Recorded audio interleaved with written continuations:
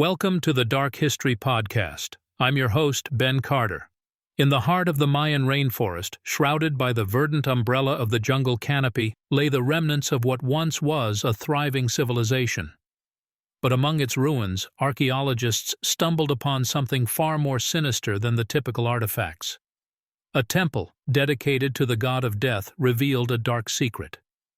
It was here that a notorious cult was said to have practiced rituals involving human skulls. The cult, known to historians as the Skull Cult, was unlike any other religious group in the Mayan society. It was a clandestine sect, composed primarily of the high priests of the civilization, and they operated in the shadows of their already mysterious culture. With a chilling focus on death and the afterlife, the Skull Cult held an absolute fascination with human skulls. That fascination was not simply symbolic or abstract. The Skull Cult's rituals often involved the physical use of human skulls. In a practice that was both horrifying and fascinating, they would use these skulls as vessels in their sacred ceremonies, much like a cup or goblet. It was a practice that eerily mirrored the Christian tradition of communion, where wine, symbolizing the blood of Christ, is drunk from a chalice. In the case of the Skull Cult, however, the chalice was a meticulously cleaned and prepared human skull.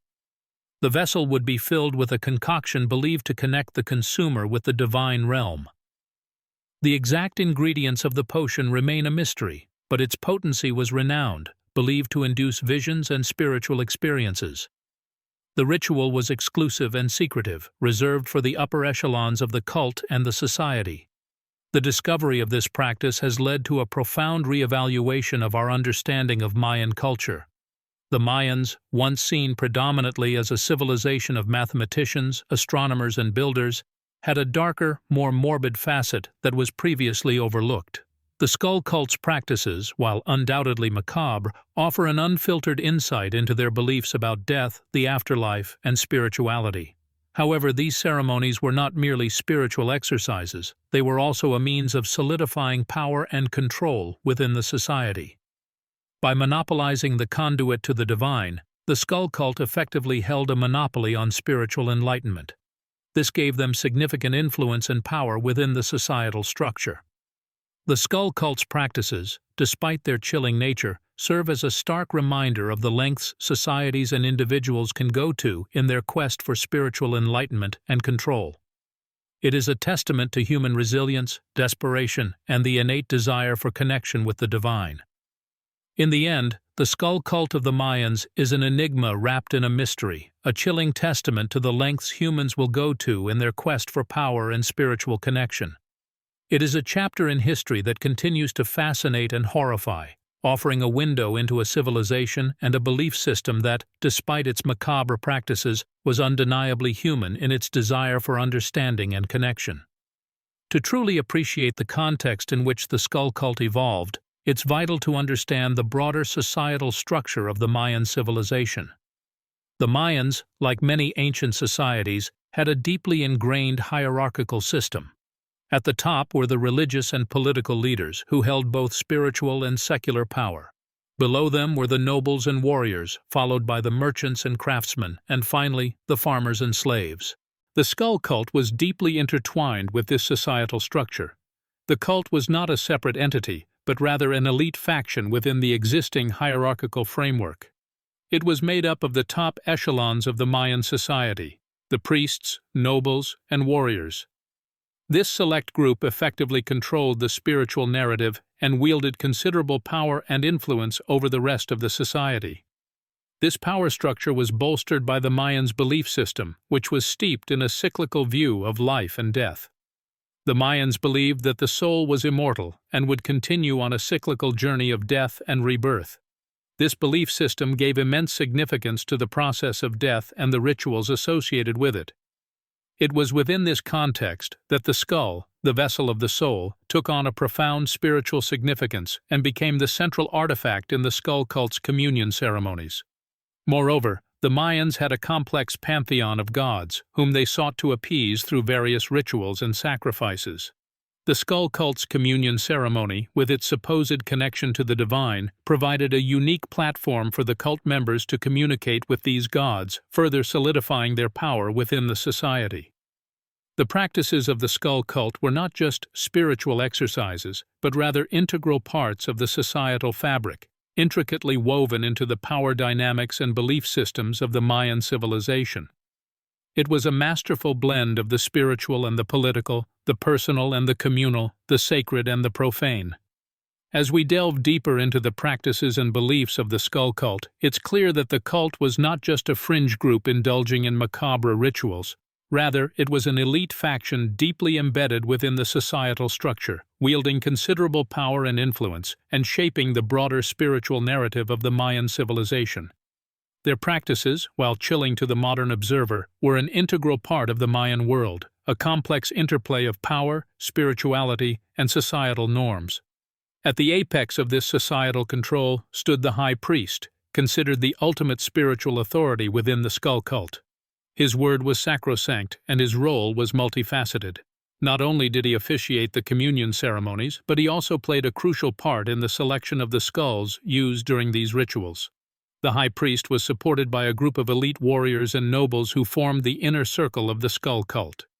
These were the individuals who had proven their loyalty and commitment to the cult, often through acts of extreme courage or self-sacrifice. Their role was to enforce the priest's edicts, protect the sanctity of the rituals, and maintain the secrecy of the cult's practices. Among the general population, the skull cult was both feared and revered. The fear was due to the gruesome nature of the communion rituals and the cult's association with death and the afterlife. But the reverence was due to the cult's perceived spiritual powers, their supposed ability to communicate with the gods, and their crucial role in maintaining the balance of life and death. The skull cult was not a democracy. Power was not shared or distributed among its members. Instead, it was concentrated in the hands of the high priest and his inner circle. This hierarchical structure was not only a reflection of the Mayan societal structure, but was also a strategic tool used by the cult to consolidate their power and maintain their influence over the society. The high priest and his inner circle were responsible for the selection of the skulls used in the communion ceremony. This selection process was shrouded in mystery and secrecy, known only to the inner circle and never shared with the general populace. The skulls were typically those of warriors who had died bravely in battle, or of nobles who had demonstrated exceptional loyalty to the cult. The selection of these skulls was not a random process, but was based on the belief that the bravery and loyalty of the deceased would imbibe the skull with spiritual power, making it a potent tool for communication with the gods during the communion ceremony. This power structure was designed to ensure the cult's survival and prosperity. It was a careful balance of power, religion, and social control, which allowed the cult to maintain its grip on the spiritual narrative of the Mayan civilization. The skull cult, in essence, was a microcosm of the broader societal structure, reflecting the complexities and intricacies of the Mayan civilization. In the heart of the cult's activities was the infamous communion ceremony. The ritual was a macabre spectacle, designed to invoke both fear and awe. It was performed at the apex of the Mayan calendar year, on the eve of the new moon, a time considered auspicious for communion with the gods. The ceremony was held in a sacred chamber, deep within the temple complex, far away from the prying eyes of the uninitiated. The chamber was dimly lit with flickering torches that cast dancing shadows on the walls, creating an eerie atmosphere that heightened the sense of anticipation and dread. At the center of the chamber was a stone altar, upon which rested the selected skull, cleansed and purified through an elaborate process involving herbs, incense, and sacred chants. The high priest, flanked by his inner circle, presided over the ceremony, his voice echoing through the chamber as he invoked the gods and spirits of the deceased. The ritual involved the consumption of a sacred concoction, brewed from a variety of local plants and herbs believed to induce visions and heightened spiritual awareness. The concoction was poured into the hollowed-out skull and offered to the gods as a symbolic gesture of sharing and communion. The high priest was the first to partake of the concoction, his act symbolizing the union between the living and the dead, between the mortal realm and the divine. The members of his inner circle followed suit, each sipping from the skull in a solemn display of unity and allegiance. The aftermath of the ritual was often a time of profound spiritual experiences for the participants, many of whom claimed to have visions and revelations from the gods. These visions were considered divine messages, interpreted by the high priest and used to guide the cult's activities and decisions in the coming year. The communion ceremony was not just a religious spectacle, it was also a display of political power, reinforcing the cult's dominance and control over the society and reminding the populace of their spiritual might. This balance of religious fervor and political control was the hallmark of the skull cult, setting it apart from many other religious groups of the time. Their practices, while seen as macabre and gruesome by outsiders, were an integral part of the Mayan civilization, influencing their beliefs, their social structure, and even their understanding of life and death. As the skull cult's influence continued to grow, so did the scale and frequency of their rituals. More and more skulls were required for their ceremonies, leading to a dramatic escalation in the number of human sacrifices. The cult members began to target not just their own people, but also neighboring tribes and societies. Violent raids on unsuspecting villages became commonplace, with the sole aim of capturing victims for their elaborate rituals. The victims were often kept alive for days or even weeks, subjected to various torturous methods designed to purify them for the ritual. This period of torment was not just a means to an end for the cult. It was an integral part of their belief system, a necessary sacrifice to appease the gods and ensure their continued favor. The atrocities committed by the skull cult were not limited to human sacrifices. The cult was also known to use the skulls of their victims in the construction of their temples and shrines. These structures, some of which still stand today, serve as chilling reminders of the cult's reign of terror. But perhaps the most chilling aspect of the skull cult's practices was their belief in the power of the deceased. They believed that by drinking from the skulls of the sacrificed, they were absorbing their victims' life force, their wisdom, and their strength. In their twisted worldview, these horrific acts were not just rituals, but a means of attaining spiritual enlightenment and power. Despite the cult's gruesome practices, they were largely accepted and even revered by many within the Mayan civilization. Their influence was so profound that even the ruling class, including kings and nobles, were often seen participating in their rituals. Such was the level of fear and respect that the skull cult commanded. However, this acceptance was not universal. Some within the Mayan civilization began to question the cult's methods, their beliefs, and their increasing power. This growing discontent marked the beginning of a resistance movement against the skull cult, a movement that would eventually lead to the cult's downfall. This resistance, however, was not without its own set of challenges and perils. The skull cult was not a force to be taken lightly, and those who dared to oppose them were met with swift and brutal retribution. As word of the skull cult's atrocities spread, a few brave souls began to rise against the tide of terror, embarking on a perilous journey of resistance. This was a treacherous task, for dissent was synonymous with a death sentence. Nonetheless, these individuals, driven by a deep sense of justice and a desire to end the reign of terror, were willing to face the consequences of their rebellion. Among the resistance was a Mayan nobleman known in historical records as Kinich Janab Pakal. Pakal was a revered ruler, known for his wisdom and diplomatic skills. But beyond his public persona, Pakal was deeply disturbed by the skull cult's practices. He believed that the cult's twisted rituals were a perversion of the sacred Mayan beliefs, and he was determined to bring an end to their reign. Pakal's opposition was not overt. He knew that a direct confrontation would lead to certain death. So, he resorted to a more covert form of resistance. He began by subtly rejecting the skull cult's practices in his own court, refusing to participate in their rituals and slowly distancing himself from their influence. Simultaneously, Pakal started spreading a counter-narrative within his realm, promoting peace and respect for life as the true tenets of the Mayan belief system. He used his influence to foster a culture of skepticism and doubt against the skull cult, slowly eroding their stronghold from within. Yet the resistance was not only a war of ideas. There were those who fought the skull cult with force. Secret societies formed, dedicated to protecting potential victims and disrupting the cult's rituals. These warriors in the shadows operated under the cover of darkness, their identities known only to each other. The resistance was fraught with danger. The cult was ruthless in their quest for control, and anyone suspected of dissent was promptly eliminated. Many brave men and women lost their lives in this struggle, but their sacrifices were not in vain. They sowed the seeds of doubt and dissent that would eventually lead to the skull cult's downfall. However, the path to victory was not straightforward. The skull cult was deeply entrenched within the societal fabric, and their influence reached far and wide.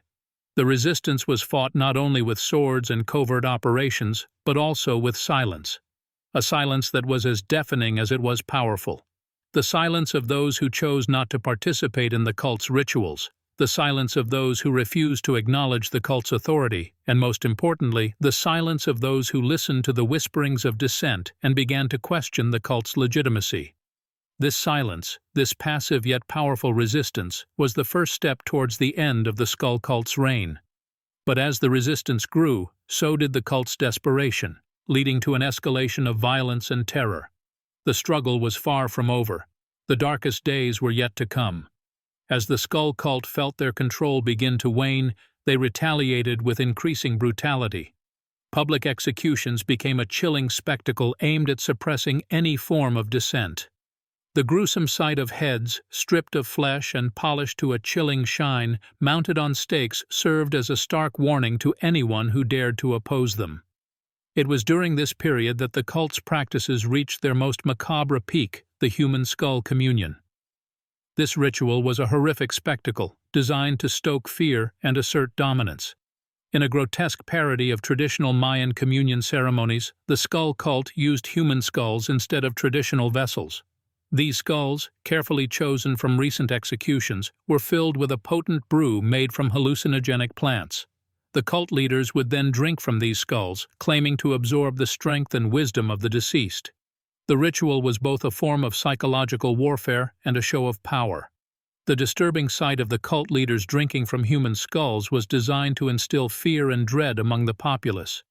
The hallucinogenic brew, meanwhile, was believed to give the cult leaders supernatural abilities, bolstering their claims of divine authority. Despite the cult's attempts to tighten their grip on power, the resistance continued to grow. The horrific rituals only served to fuel the flames of rebellion as more and more people began to question the cult's authority. The public executions, intended to suppress dissent, instead sparked outrage and galvanized the resistance. Within the palace, King Pakal continued his quiet defiance. He refused to partake in the skull communion, publicly displaying his disapproval of the cult's practices. This act of rebellion, though subtle, was a powerful symbol of defiance. It gave the resistance a figurehead, a rallying point, and a beacon of hope. Simultaneously, the secret societies, those warriors in the shadows, began to gain momentum. Their covert operations grew bolder and more successful. They managed to rescue potential victims, disrupt rituals, and even infiltrate the cult's inner circle. Their actions, though hidden from public view, were crucial in undermining the cult's authority. As the resistance grew stronger, the skull cult's grip on power began to waver. The balance was shifting, and the end of the cult was in sight. But the final confrontation was still to come, a clash that would determine the fate of the Mayan kingdom.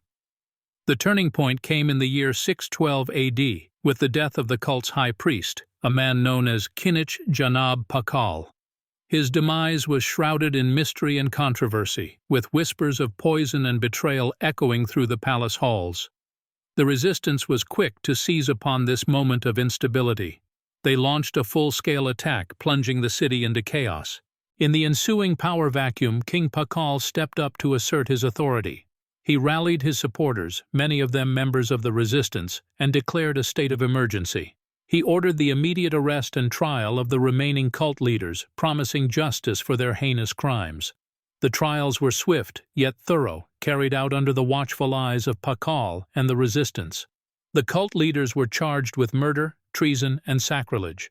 Evidence was presented, testimonies heard, and verdicts delivered. One by one, the cult leaders were found guilty. Their sentences were severe but fitting for their abhorrent acts. Those sentenced faced public executions, a grim echo of the fate they had once inflicted on their own victims. However, Pakal made certain that these executions were not carried out in the cult's gruesome manner, but in accordance with traditional Mayan laws. This was a crucial step in re-establishing the rule of law and reasserting traditional Mayan values.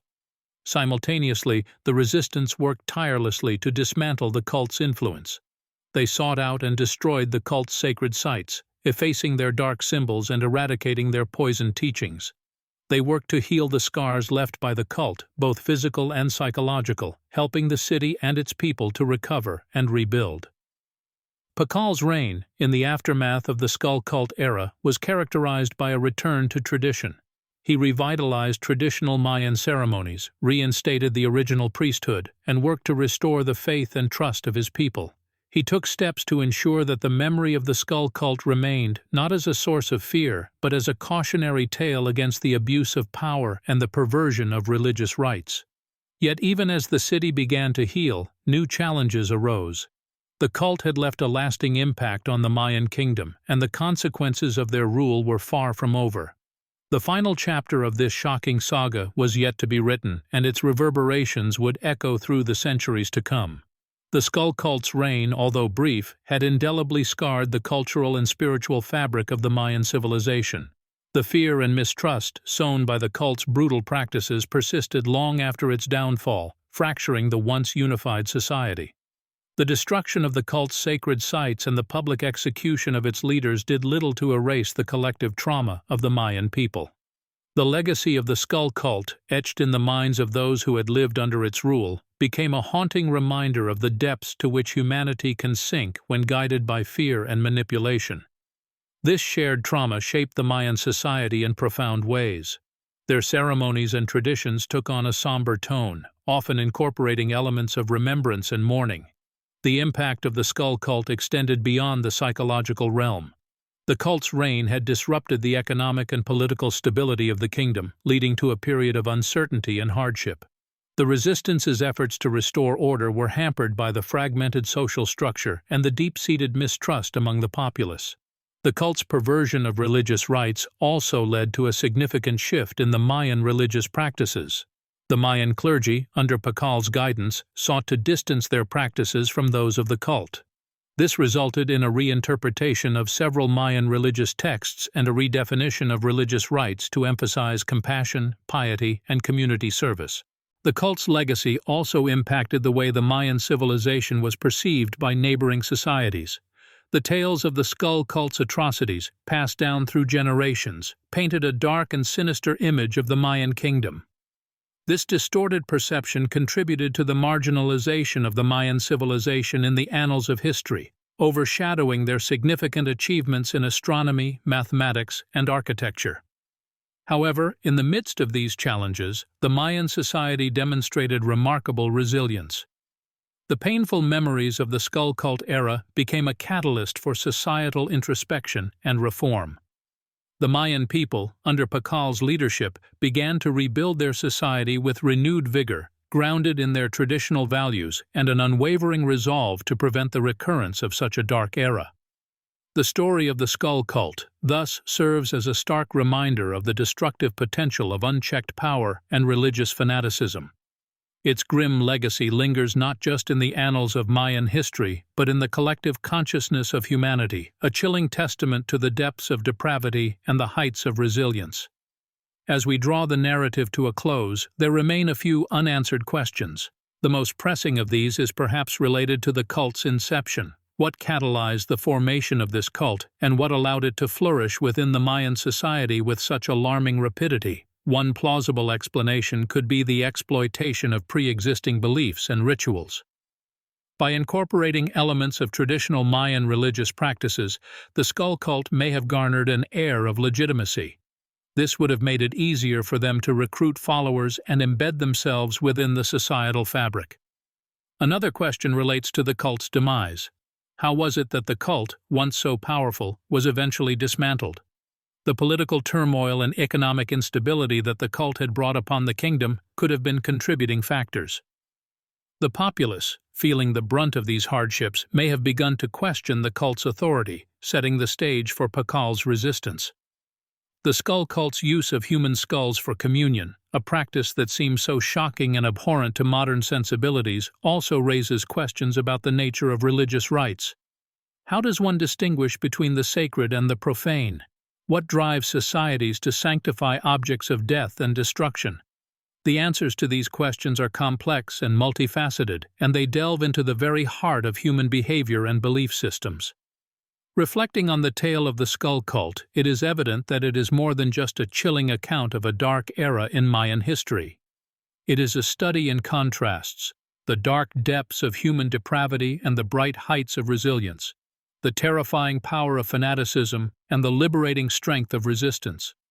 It underscores the potential for destruction inherent in unchecked power and the capacity for renewal in the face of adversity. This narrative also serves as a reminder of the power of stories. The tales of the skull cult's atrocities, passed down through generations, have shaped our perception of the Mayan civilization. But they also obscure the rich tapestry of Mayan culture and achievements. As we navigate through the annals of history, we must strive to view civilizations in their entirety, appreciating their complexities and contradictions, their triumphs and their tribulations. The skull cult, despite its dark legacy, is a part of that complex tapestry that makes up the Mayan civilization. It is a testament to the resilience and adaptability of societies, a grim reminder of the destructive potential of unchecked power, and a beacon warning against the perils of religious fanaticism. It is an integral part of the human narrative, a piece of our shared history that continues to resonate with us centuries later. Thanks for listening. This has been the Dark History Podcast. If you enjoyed today's episode, be sure to follow us wherever you listen to podcasts. And if you'd like to support the show, subscribe to the Forbidden Knowledge Network on Patreon. Subscribe now.